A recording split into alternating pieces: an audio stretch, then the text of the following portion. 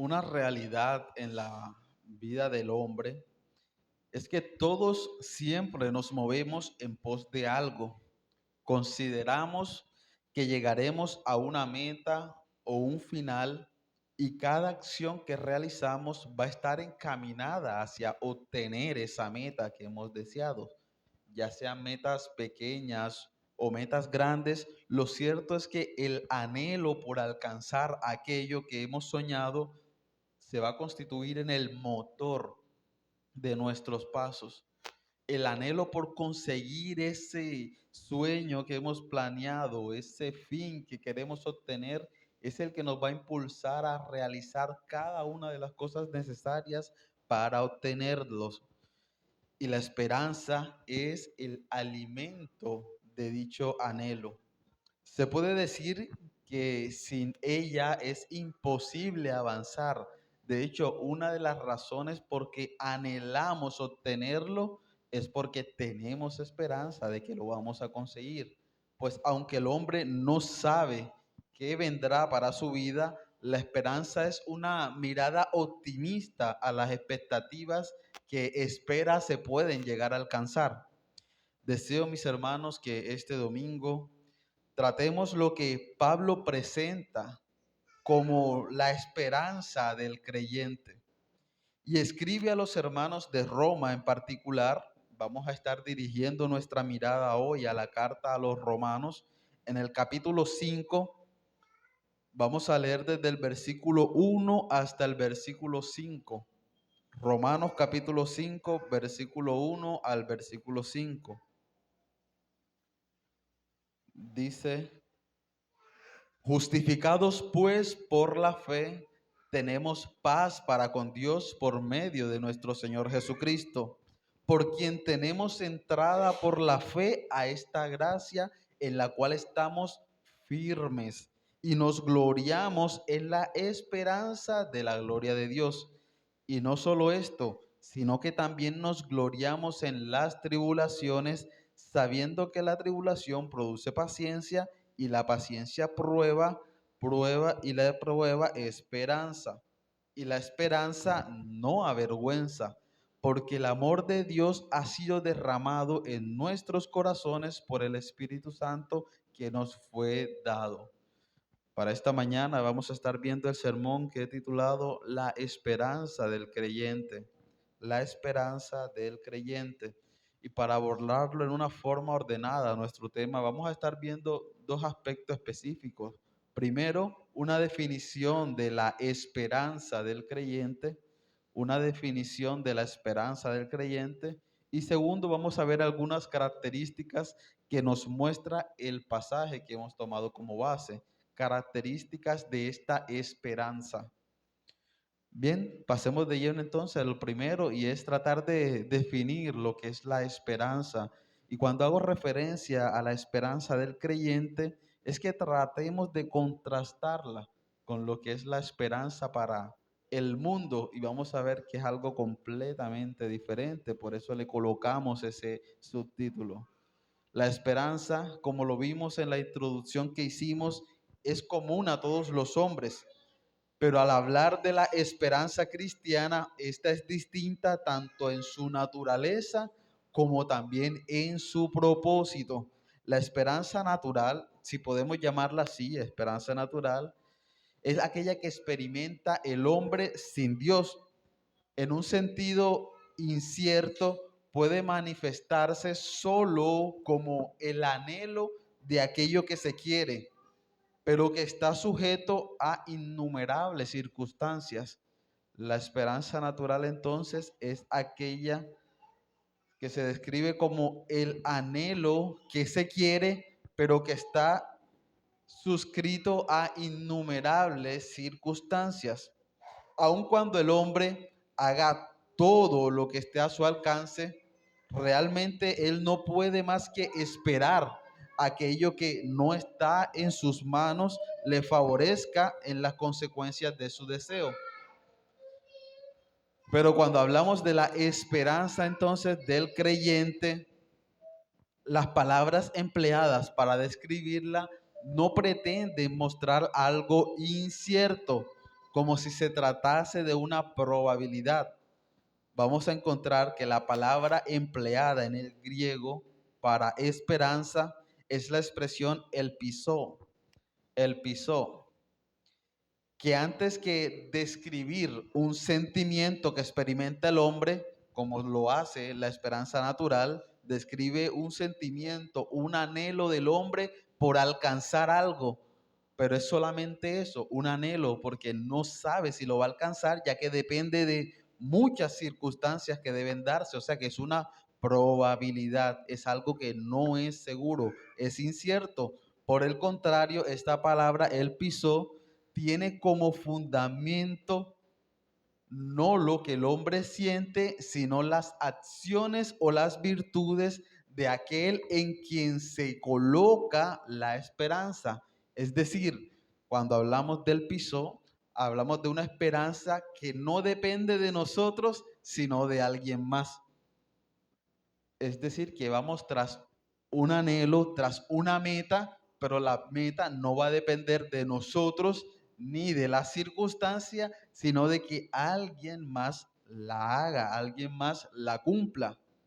Veamos un ejemplo de este verbo en el que se emplea en forma negativa y en forma positiva. Primera de Timoteo capítulo 6, versículo 17.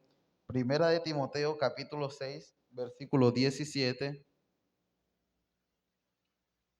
Note lo que dice: a los ricos de este siglo manda que no sean altivos, ni pongan la esperanza en las riquezas, las cuales son inciertas, sino en el Dios vivo que nos da todas las cosas en abundancia para que las disfrutemos. Mi hermano, la esperanza descrita en este pasaje la vemos bastante clara. Una es la esperanza natural, que es aquella que se coloca en las riquezas, en las cosas materiales. Ahora, el texto mismo nos describe algo, y es que las cuales son inciertas. Ahora nos describe en quién sí debemos colocar nuestra esperanza. Dice, sino en el Dios vivo, quien nos da todas las cosas. La esperanza entonces del hombre natural está puesta en los materiales, en las cosas perecederas, las cosas de este mundo. La esperanza del creyente está en aquel que puede darte todas esas cosas materiales y todas esas cosas del mundo.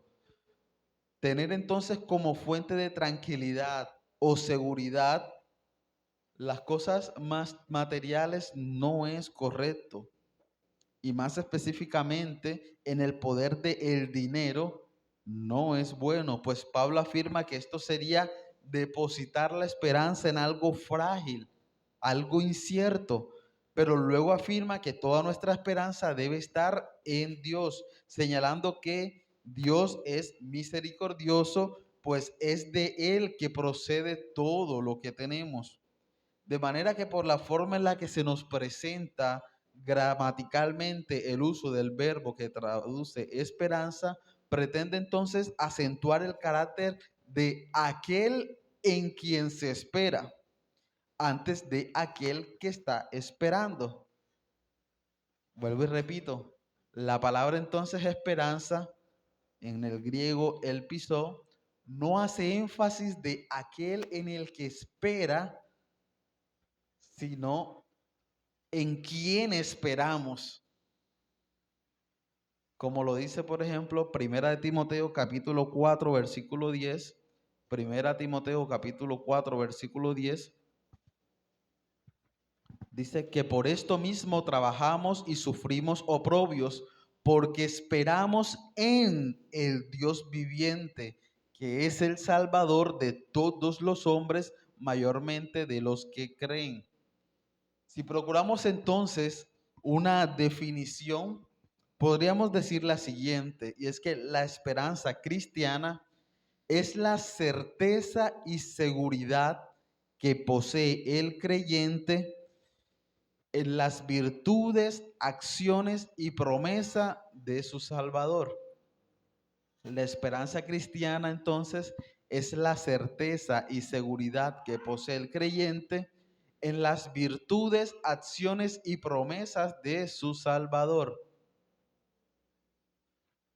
En la descripción que se hace de cada rey en los libros de los reyes, vamos a encontrar que se dice algo particular de Ezequías, quien era el rey de la tribu de Judá.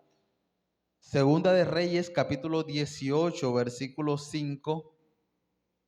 Segunda de Reyes, capítulo 18, versículo 5. Note el carácter que nos presenta de Ezequías. Dice, en Jehová Dios de Israel puso su esperanza, ni después ni antes de él hubo otro como él entre todos los reyes de Judá. Tenemos entonces claro cuál es la definición de la esperanza del creyente y cómo la contrastamos entonces con la esperanza del hombre natural. El hombre natural espera en cosas materiales, su esperanza está en sí mismo, en lo que él puede alcanzar, en lo que él tiene que hacer para obtener esa meta. La esperanza del creyente está en Dios, está en alguien más y en nuestra confianza de que Él puede darnos todo lo que necesitamos, no lo que merecemos, porque no merecemos nada, sino que Él aún así es misericordioso y nos da todo lo que necesitamos. La esperanza entonces del creyente es esa certeza y seguridad que poseemos en las virtudes, acciones y promesas de nuestro Salvador. Bien, teniendo entonces en mente esta definición, pasemos en lo que resta de esta exposición, dando algunas características de esta esperanza. Segundo punto, vamos a dar unas características de esta esperanza que nos muestra el pasaje que hemos tomado como base, Romanos capítulo 5, versículo 1 al 5. Pero antes de entrar en estas características, es necesario recordar algo, y es que para llegar al capítulo 5 de Romanos, debimos transitar por los anteriores y soportar aquello en lo que Pablo introdujo a los hermanos de Roma. Y si usted le echa una mirada a la carta a los romanos, desde el capítulo 1, desde su introducción hasta el capítulo 3, Pablo no hace otra cosa sino hablar de la condición en la que se encuentra el hombre, la condición de pecado, de maldad. ¿Qué fue lo que él hizo el hombre y cómo él no es merecedor de nada? Describe a un hombre muerto en sus delitos y pecados. Un hombre entonces que se encontraba en una condición de depravación. Esta descripción del estado del hombre en su degradación moral es contrastada luego con la majestad, justicia y la rectitud del único Dios creador de todo. Y el conflicto que estas dos condiciones opuestas generan desde el capítulo 4 hasta el inicio del capítulo 5, Pablo entonces muestra la condición de Dios, ese carácter de Dios, Dios como un ser justo, santo, perfecto, recto, que no da por inocente al culpable. Y Pablo entonces nos mete en un grave conflicto en el que nos mostró a un hombre completamente contrario al carácter de un Dios completamente justo. Entonces, ¿cómo ese hombre muerto en delito, en pecado, con esa depravación natural, puede llegar a tener relación con este Dios santo, recto, justo? Es ahí entonces donde comienza a introducir el capítulo 5, la esperanza que tenemos, la esperanza que como hombres tenemos, el conflicto que estas dos condiciones generan, el hombre en su perversión y un Dios recto que condena la injusticia. Esto definitivamente tiene la intención de acorralar al hombre y llevarle al estrado judicial divino sin la más mínima posibilidad de escapatoria.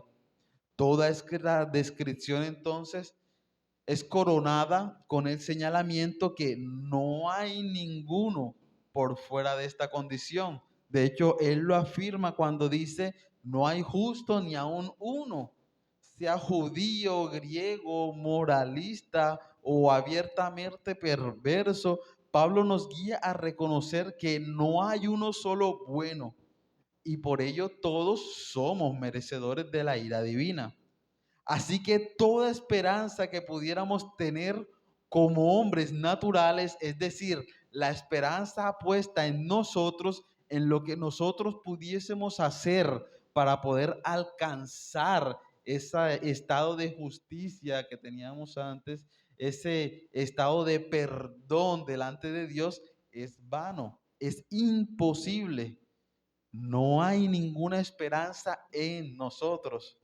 Si nuestra meta fuese alcanzar el perdón de Dios, no tendríamos cómo, ni los medios, ni las circunstancias, ni la forma de hacer algo. No hay uno, ni uno que sea bueno.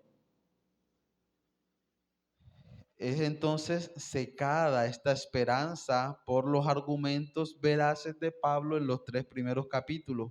Y cuando estamos entonces en lo más profundo de nuestra condenación, la luz entonces brilla.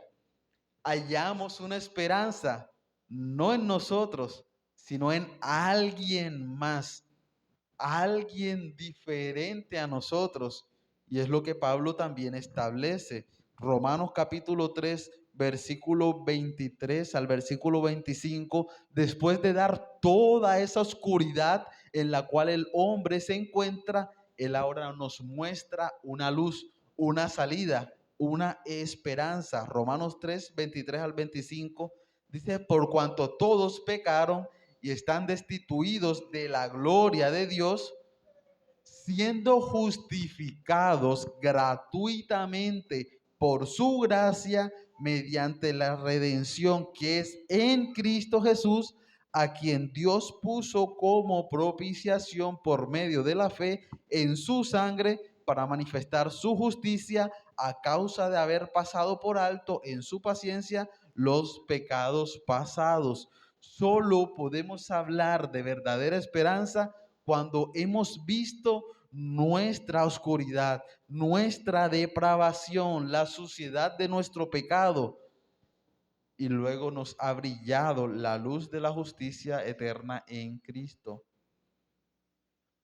Esto es lo que hace entonces diferente la esperanza natural del hombre sin Dios y la esperanza del creyente.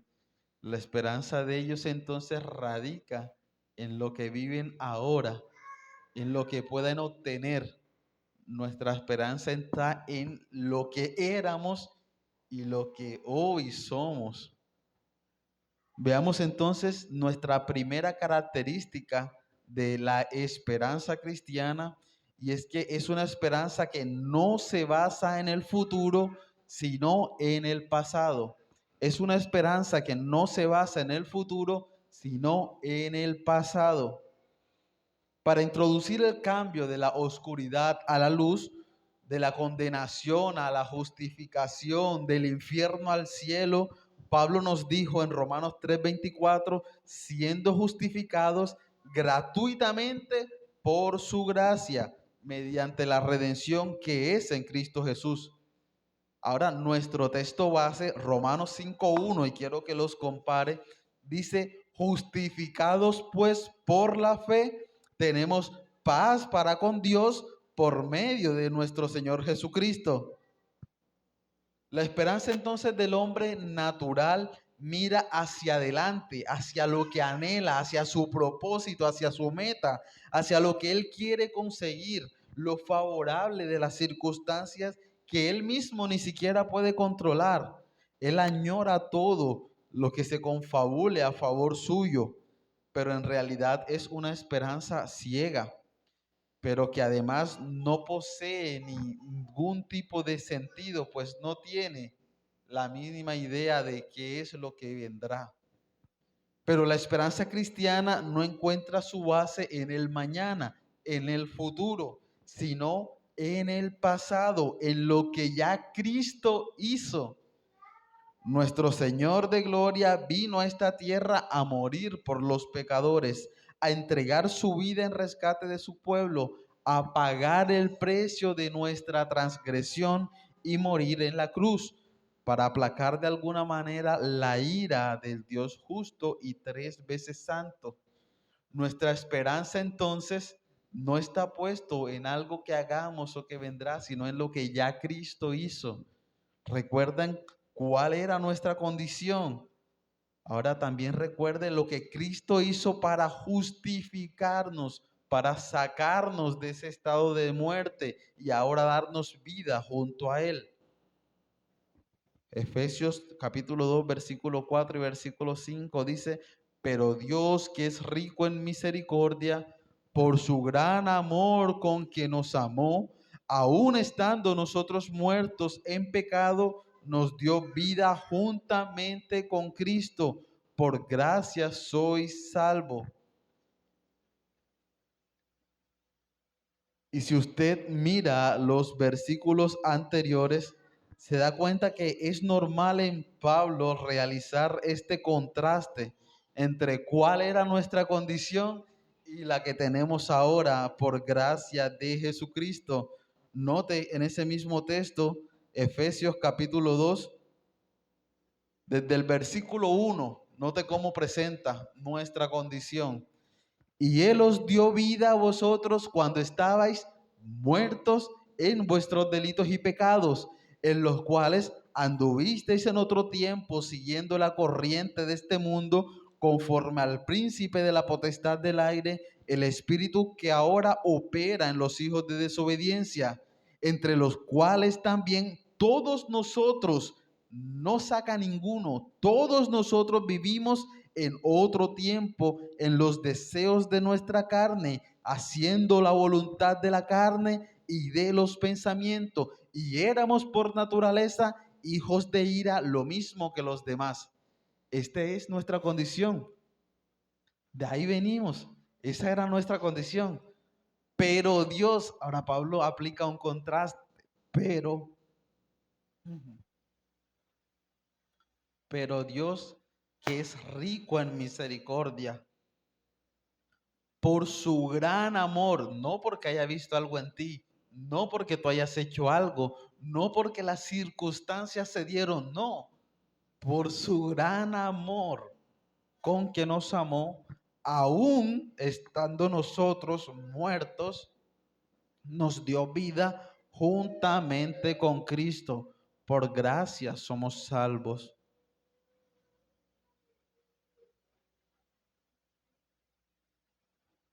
Ahora tenemos paz con Dios. Ahora hemos sido reconciliados. Ahora se nos ha constituido hijos de Dios. Pero nada de esto en razón nuestra, sino en la obra perfecta de Cristo.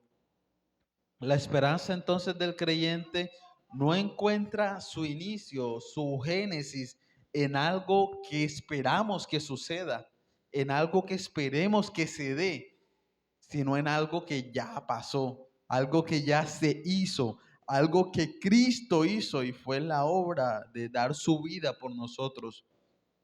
Nuestro Señor nos hizo aceptos delante del Padre. Recuerde el gran problema que se nos presenta en Romanos. Un hombre en una condición de depravación total y un Dios justo, recto, santo. ¿Cómo puede haber relación entre estos dos cuadros completamente opuestos?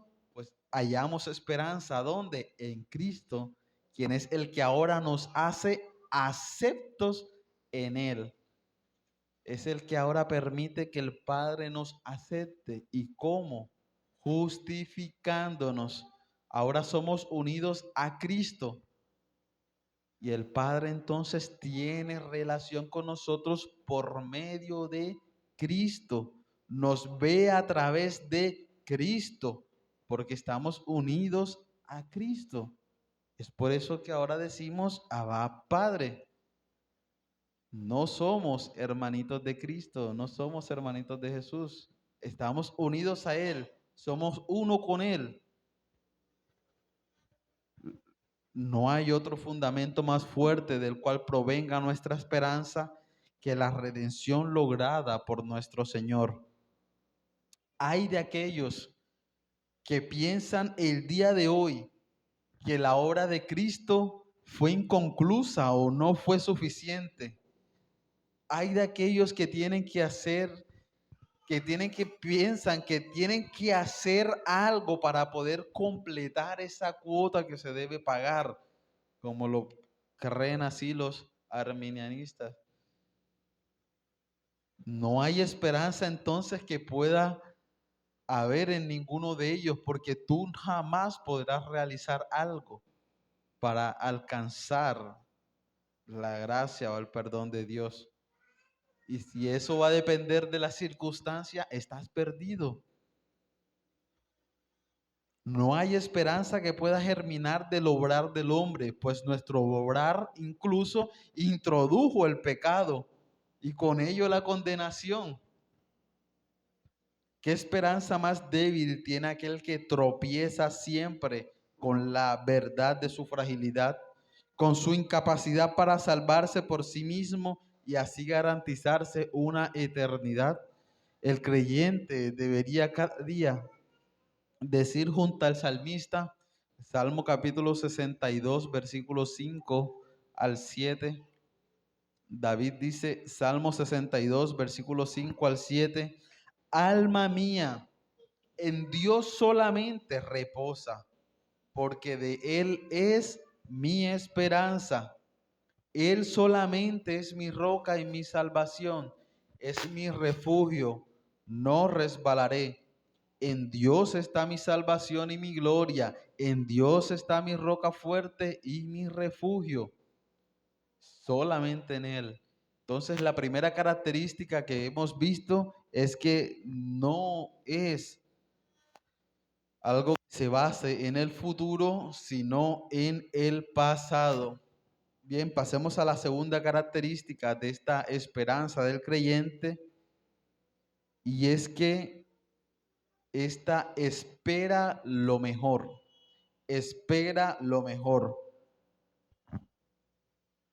Romanos capítulo 5, versículo 2 dice, por quien tenemos también entrada por la fe a esta gracia en la cual estamos firmes y nos gloriamos en la esperanza de la gloria de Dios.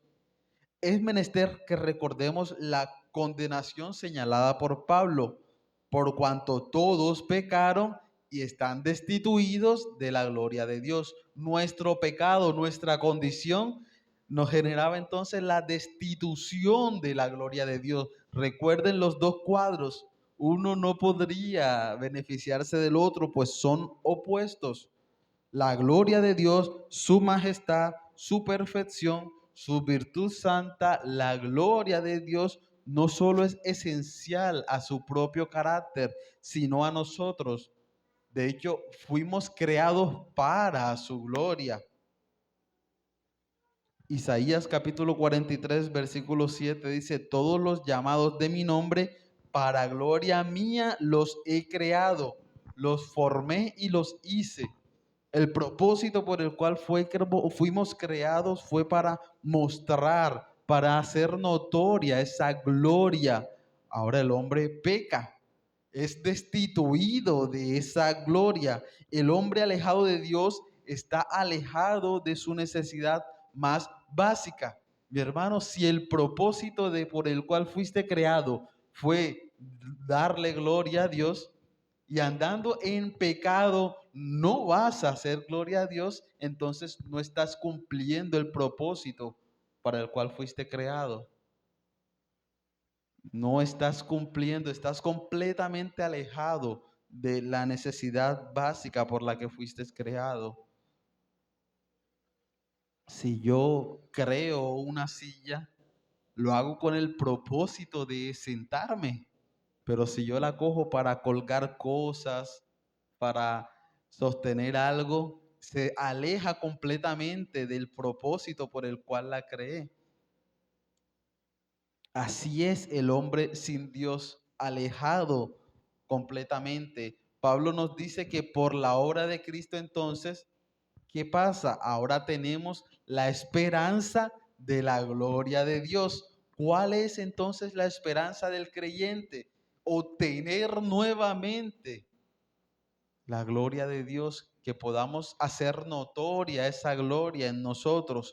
Desde la regeneración por el Santo Espíritu de Dios, iniciamos un camino en el que somos conducidos que no terminará en otro lado, sino en la gloria de Dios. Lo que disfrutó Adán en el jardín del Edén, estar delante de Dios sin el estorbo del pecado, ese es nuestro destino, ese es nuestra meta. Eso es a lo que apuntamos. Nuestra esperanza entonces no mira a otro lado, no mira a algo material. ¿Cuál es la esperanza entonces del creyente? Volver a tener esa gloria sin mancha de pecado al lado de Dios.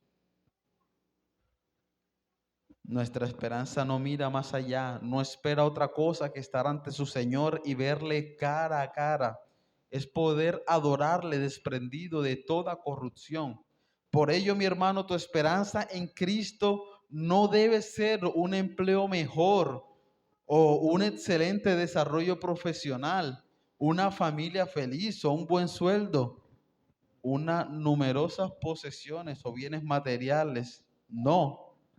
Pablo dice, el 1 Corintios capítulo 15, versículo 19, 1 Corintios 15, 19, si en esta vida solamente esperamos en Cristo, somos los más dignos de conmiseración de todos los hombres. Mi hermano, nuestro Señor no murió en la cruz para que le veamos ahora como una fuente de positivismo. Él no entregó su sangre para estimularnos al emprendimiento, para que esperemos de Él entonces estar en una posición económica mejor. Ese no fue el propósito por el cual murió Cristo. Nuestra esperanza está puesta en el Señor, pues por Él y por su obra esperamos lo mejor. ¿Y qué es lo mejor? La gloria de Dios por la eternidad. Esa es la meta a la que debemos apuntar. Y nuestra esperanza, ¿cuál es nuestro motor para llegar allá? Cristo. La obra que Él realizó. Eso que ya pasó. Y algo claro es que esto no es incierto y es la diferencia con la esperanza natural. Esto no es incierto, esto sí es seguro, pues ya Cristo lo obtuvo al momento de morir y resucitar. Muchas circunstancias pueden ser fluctuantes en nuestra vida. Podemos tener comodidades o pasar luego a tener escasez. Podemos estar sanos o de repente vivir enfermedades, tener una hermosa familia o de repente tener que despedir a nuestros seres queridos. Pero lo que entendemos como el destino de nuestra esperanza, eso no fluctúa. Esa gloria que tendremos, esa herencia incorruptible, esa gloria al lado de Cristo, eso no es incierto, eso no fluctuará, eso es seguro. Pedro de hecho nos invita en segunda de Pedro capítulo 3, versículo 11 al versículo 13. Segunda de Pedro capítulo 3, versículo 11 al versículo 13, dice, puesto que todas estas cosas han de ser deshechas, ¿cómo no debéis vosotros andar en santa y piadosa manera de vivir, esperando y apresurándoos para la vanidad del día de Dios, en el cual los cielos, encendiéndose, serán deshechos y los elementos, siendo quemados, se fundirán? Pero nosotros esperamos, según sus promesas, cielos nuevos y tierra nueva, en los cuales mora la justicia. Nuestra esperanza entonces espera lo mejor. La meta siempre va dirigida hacia lo mejor y lo mejor es la gloria de Dios. La tercera característica, mi hermano, vimos la primera, y es que no apunta hacia el futuro, sino algo que ya pasó. La segunda es que apunta a lo mejor, no a cosas materiales, no a cosas de este mundo o circunstanciales e inciertas, sino a la gloria de Dios. Y la tercera característica de la esperanza del creyente es que esta es indestructible. Esta es indestructible y es una diferencia abismal entre la esperanza natural y la esperanza del creyente. La esperanza natural tiene un propósito, tú tienes una meta, pero en el momento en el que ocurra algo que no te permita seguir avanzando, se pierde completamente esa meta, se pierde esa esperanza. Se destruye entonces todo ese sueño, todo ese anhelo que tenías. El caso de la esperanza del creyente, no.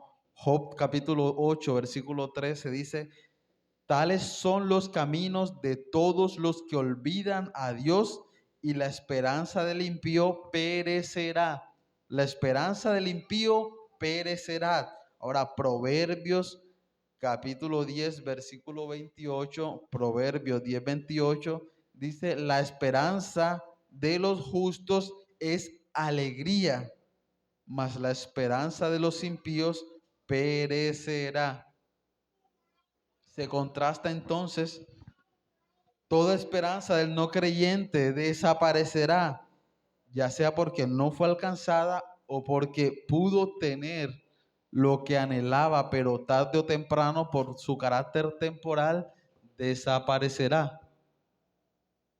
Puede que tu meta el día de hoy sea tener una casa, pero luego de tenerla falleces, ya se pierde entonces esa meta. No la disfrutaste. O antes de obtenerla falleces, jamás entonces obtuviste esa meta. ¿Por qué? Pereció, fue incierta en todo momento. Su carácter temporal hace que desaparezca, pero no es así con la esperanza del creyente. Esta, por partir de la obra de Cristo, recuerde, esta ya se dio, ya se obtuvo y tiene como finalidad la gloria de Dios, la cual es eterna. Entonces, esto lo hace una esperanza eterna, pues el Génesis es la obra perfecta de Cristo, pues Él murió una sola vez y para siempre, nos dice la Escritura. Entonces, eso que se obtuvo allí, esa esperanza que tenemos, es para siempre. Ahora, ¿a qué apunta nuestra esperanza? ¿Cuál es nuestra meta? La gloria de Dios, la cual también es para siempre, es eterna. La esperanza del creyente entonces es indestructible. Por eso nos dice Romanos 5, recuerde el texto que tenemos de base, Romanos 5, capítulo 2, porque por quien también tenemos entrada por la fe a esta gracia en la cual estamos firmes y nos gloriamos en la esperanza de la gloria de Dios.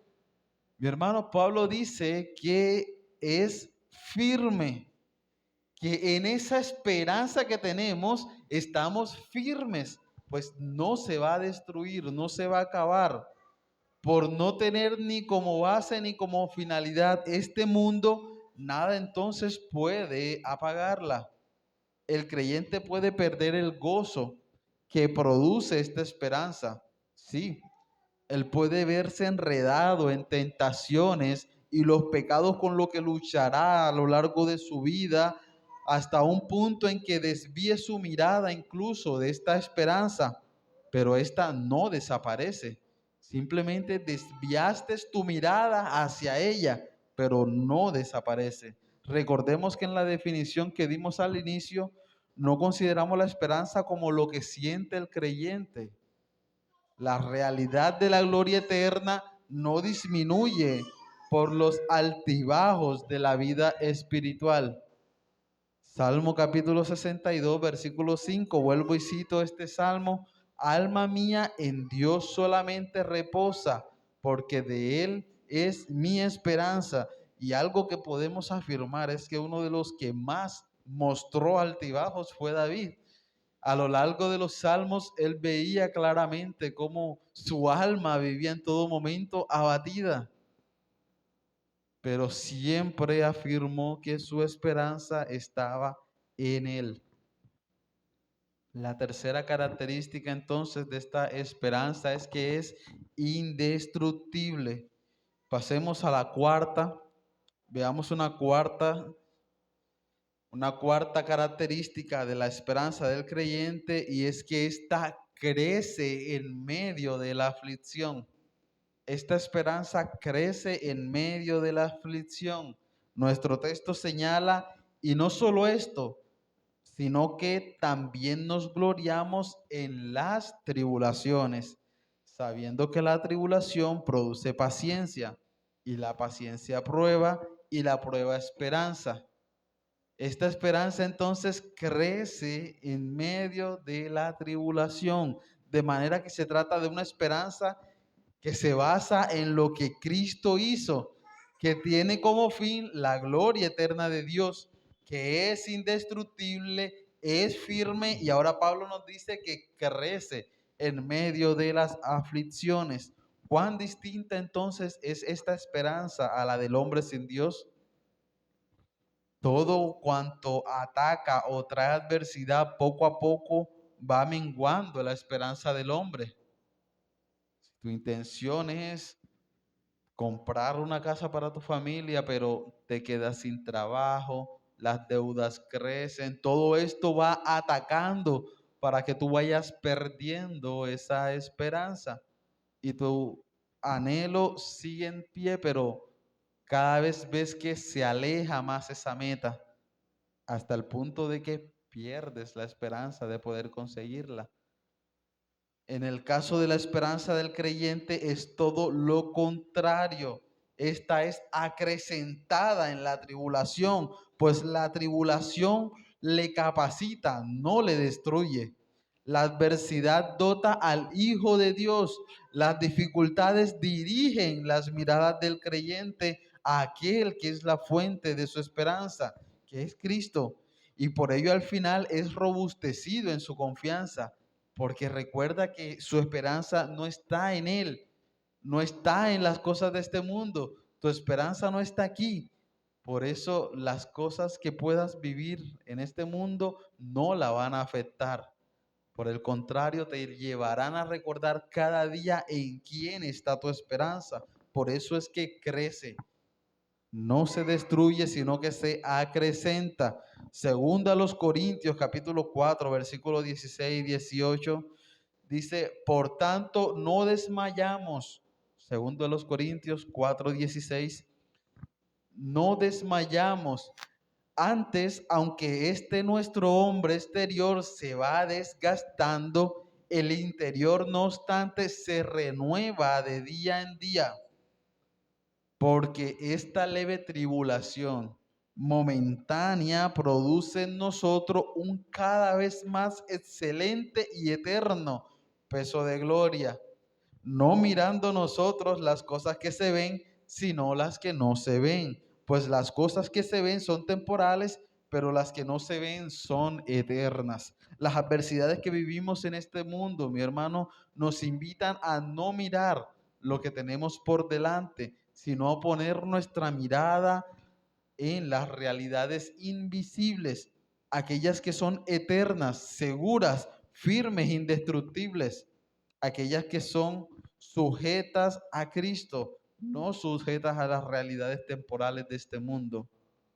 Cuando somos despojados de bienes en este mundo, recordamos que nuestro tesoro está en los cielos, no aquí. Cuando somos desechados por los hombres, aún incluso por nuestros familiares, recordemos que hacemos parte de una nueva familia unido a Cristo. Cuando nuestro cuerpo es afligido por la enfermedad, recordamos que es necesario que esto corruptible pase para dar paso a lo incorruptible. Cuando somos perseguidos en este mundo, recordamos que pertenecemos a un reino inconmovible que hará su entrada triunfante cuando nuestro Señor venga en gloria. Cuando no tenemos un pan para comer, Recordamos que al lado del Señor no habrá más necesidad. Romanos capítulo 8, versículo 24, versículo 25, dice, porque en esperanza fuimos salvos, pero la esperanza que se ve no es esperanza, porque lo que alguno ve, ¿a qué esperarlo? Pero si esperamos lo que no vemos, con paciencia lo guardamos, lo guardamos. Vemos entonces la cuarta característica que nos describe que esta esperanza crece en medio de la aflicción. Veamos una más, pasemos y veamos una más, una quinta, y es la última característica de la esperanza del creyente, y es que es una esperanza que no quedará en vergüenza, no quedará en vergüenza.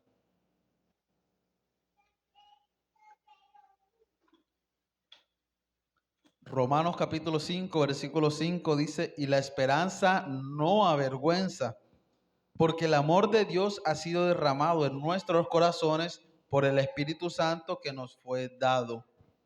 Pablo no está haciendo un llamado a avergonzarnos de nuestra esperanza. No, no es ese el sentido de la oración. Lo que quiere Pablo decir en conexión con todo lo que ha dicho anteriormente es que esta esperanza, la de la gloria de Dios, es la faz de Jesucristo manifestada plenamente en cada uno de nosotros. No quedará en mera esperanza, sino que se hará realidad. No quedará en vergüenza el creyente. ¿Por qué? Porque esta esperanza es segura. La meta a la que apunta es segura. El hombre piensa que tendrá un buen futuro, que todo por lo que se afana debajo del sol le garantizará un buen mañana. El hombre cree vivir bien lejos de Dios y que al final Él labrará para sí un lugar seguro, pero todo esto caerá. La base de la confianza del hombre, su propia justicia, sus planes en un sentido moral o de rectitud, todo esto caerá. Sus religiones que calmaban su conciencia, sus ritos que pretendían borrar sus transgresiones, sus buenas obras que creía meritoria, todo esto sin Cristo, toda esta esperanza es avergonzada, pues no servirá de nada. ¿Y por qué será avergonzada? Porque cuando llegue el día se darán cuenta de que trabajaron para nada, que mantuvieron su esperanza en algo que al final no les dio lo que querían obtener. Y por esto serán avergonzados. Pero mire lo que dice Pablo en Romanos 10, versículo 11. Romanos 10, 11. Pues la escritura dice, todo aquel que en él creyere no será avergonzado. A esto es entonces a lo que apunta Pablo. Si tu esperanza está en él, no serás avergonzado, pues obtendrás aquello a lo que apuntas, obtendrás lo mejor, la gloria de Cristo. No importa cuánta tribulación tengamos que vivir como pueblo, no importa cuánto tengamos que soportar, no importa la burla de este mundo, al final ellos serán los avergonzados. El día en que todos los hombres den cuenta de sus actos ante el justo juicio del Señor, no quedará en vergüenza nuestra esperanza. Todo aquel que en él creyere no será avergonzado. Habremos llegado a la meta propuesta. Obtendremos el fin de nuestra fe. Seremos semejantes a nuestro Señor y todo habrá quedado atrás. Por ello, iglesia, mientras ese día llega, consideremos una y otra vez, y cito nuevamente las palabras del salmista, Salmo 62, versículo 5 al versículo 7. Recordemos cada día estas palabras, pues es la base de nuestra esperanza. Alma mía, en Dios solamente reposa, porque de Él es mi esperanza. Él solamente es mi roca y mi salvación, es mi refugio, no resbalaré. En Dios está mi salvación y mi gloria. En Dios está mi roca fuerte y mi refugio. Hemos visto entonces la definición de lo que es la esperanza del creyente y cómo ésta no se compara en nada de la creyente natural del hombre sin Dios. Vimos las características específicas de esta esperanza, cómo es una esperanza entonces que apunta no a lo futuro, sino al pasado, algo que ya se dio, pero también vemos que es una esperanza que apunta a lo mejor, y lo mejor es la gloria de Dios, esa gloria que obtendremos al lado de Cristo. También vimos que esta esperanza es indestructible, una esperanza indestructible. También entonces la cuarta característica es que es una esperanza que crece en medio de la aflicción. Y la última, una esperanza que no avergüenza. Aquel que espera en Dios jamás será avergonzado. Vamos a orar, mis hermanos. Oremos para que el Señor permita que podamos recordar esta maravillosa verdad todos los días, y que podamos depositar nuestra esperanza solamente en Cristo y apuntar solamente a reconocer y mostrar su gloria a través de nosotros. Bendito Padre Celestial, Rey de Gloria, te damos gracias por tu palabra, y ante ella no podemos sino pedir perdón, pues muchas veces olvidamos en quién está nuestra esperanza, cuál es nuestra meta. Nos dejamos llevar, Señor, por las aflicciones de este mundo, y en vez de recordar, Señor, a quién apuntamos, quién es nuestra esperanza, nos dejamos llevar, Señor, por las circunstancias de este mundo. Por eso te pedimos, Padre, que seas tú ayudándonos en todo momento, atesorando en nuestro corazón esa maravillosa verdad de que nuestra esperanza es Cristo, que ya Él obtuvo lo que necesitábamos, Señor, que gracias a ese sacrificio, gracias a esa muerte en la cruz, gracias a esa dignidad, Señor, y a esa sangre derramada, pudimos salir de ese estado de depravación, ese estado de muerte, y hoy gozar de una nueva vida al lado de Cristo. Porque hoy, Señor, tenemos esperanza de poder volver a compartir esa gloria al lado tuyo, Señor, sin ningún tipo de pecado al lado nuestro, que lo incorruptible pueda, Señor, volver a estar en relación con nosotros. Por eso te damos gracias, Padre, y permite, Señor, que cada día podamos seguir manifestando tu gloria en este mundo a través de nuestros actos, a través de tu predicación, Señor, a través de tu palabra, seguir anunciando esa maravillosa verdad de que en Cristo, solamente en Él hay salvación. Te pedimos, Señor, en el nombre poderoso de Jesús. Amén. Amén. Es mi